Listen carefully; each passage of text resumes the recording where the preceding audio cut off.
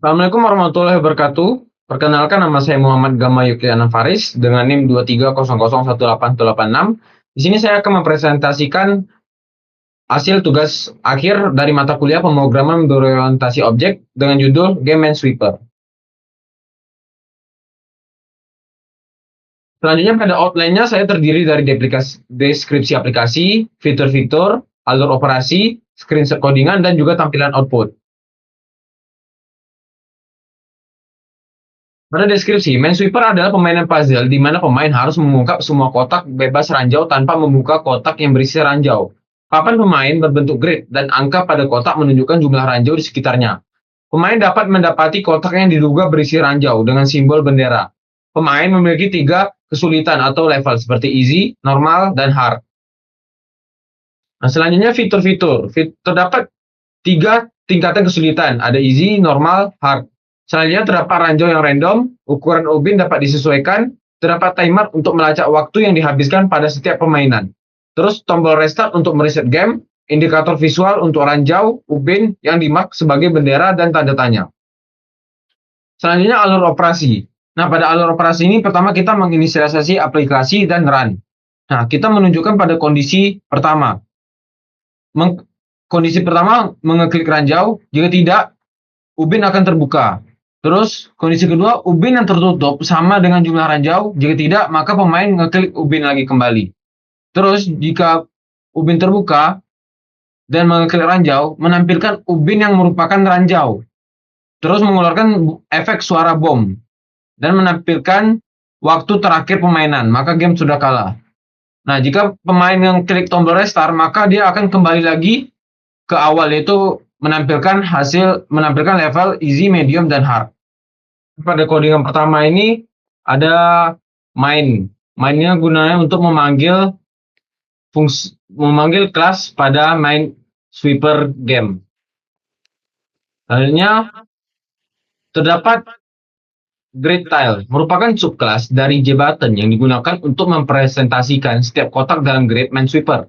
Setiap instance memiliki atribut baris dan kolom untuk menyimpan posisi kotak pada papan permainan. Nah, selanjutnya ada enum level. Enum level ini mendefinisikan 3 tingkatan kesulitan, ada easy, normal, dan hard. Nah, selanjutnya masing-masing tingkatan memiliki properti, ada 6 surrounds, 6 counts, ada main counts, ada tile size, ada font size.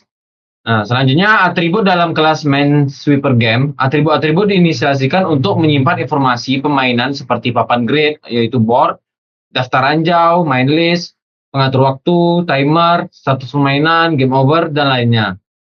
Selanjutnya terdapat konstruktor Minesweeper game. Fungsi utama yang mengatur ukuran dan pengaturan dasar jendela permainan. Terus label teks untuk menampilkan informasi. Ada panel papan permainan atau board panel, terus tombol restart untuk memulai ulangan permainan. Konstruktor juga memanggil fungsi show level dialog untuk memilih tingkatan kesulitan, dan set mines untuk menempatkan posisi ranjau. Selanjutnya ada fungsi initialized board. Fungsi ini membuat papan pemain berdasarkan tingkat kesulitan yang dipilih. Grid dibangun dengan grid tile yang disusun dalam grid layout. Seperti kotak diberikan event listener untuk menangani klik kiri, yaitu membuka kotak, dan klik kanan menandai kotak dengan bendera yang sudah saya buat, dan tanda tanya juga bisa, atau menghapus tanda. Selanjutnya ada set mines, yaitu untuk menempatkan ranjau di lokasi acak pada papan. Jadi ranjaunya akan random terus ketika ingin bermain. Lokasi ranjau disimpan dalam main list untuk memudahkan akses selama permainan. Dan ada show level dialog, yaitu untuk menampilkan dialog pilihan tingkat kesulitan. Pemain dapat memilih tingkat easy, normal, hard. Setelah pilihan dibuat, fungsi ini memanggil restart untuk memulai ulang permainan sesuai tingkat kesulitan yang dipilih. Hanya ada fungsi Rival Mines. Fungsi ini digunakan ketika pemain terkena ranjau. Semua ranjau di papan permainan ditampilkan. Suara ledakan juga diputar jika file audio tersedia. Nah, saya sudah menaruhkan audio agar ketika mengeklik ranjau, dia akan mengeluarkan efek suara bom. Status permainan diubah menjadi selesai, game over ketika sudah kalah.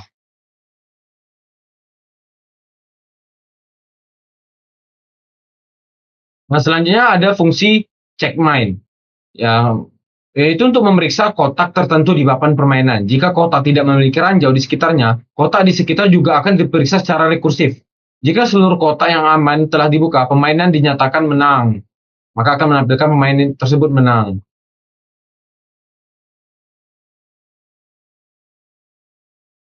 Nah, selanjutnya ada fungsi count mine yang terdapat parameter R dan juga C.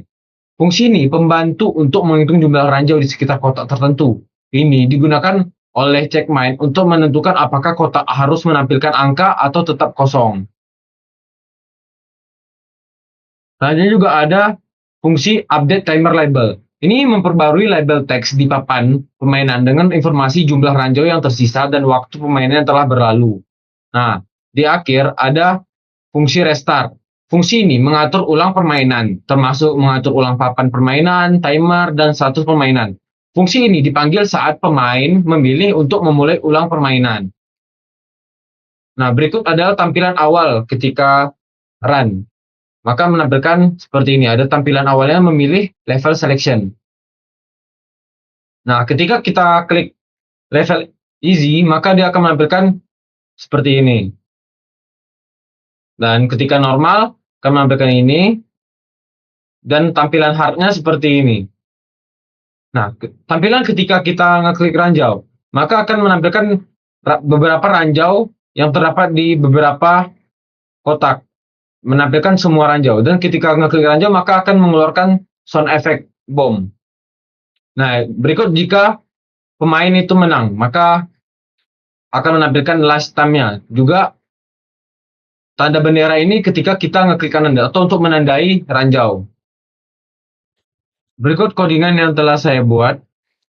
Nah, ini untuk mainnya dan ini untuk kelas Minesweeper Game Java.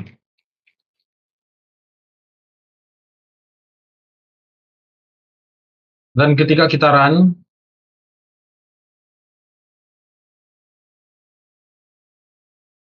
berikut tampilan awal dari codingan ini, dari outputnya.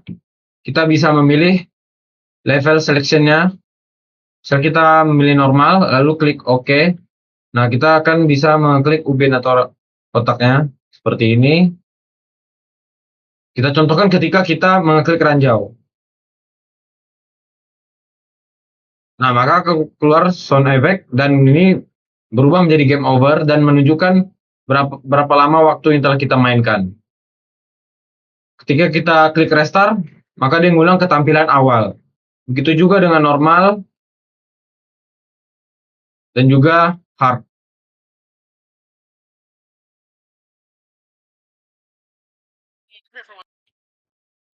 Bella, sekian presentasi dari tugas akhir saya dengan mata kuliah pemrograman berorientasi objek. Sekian, Assalamualaikum warahmatullahi wabarakatuh.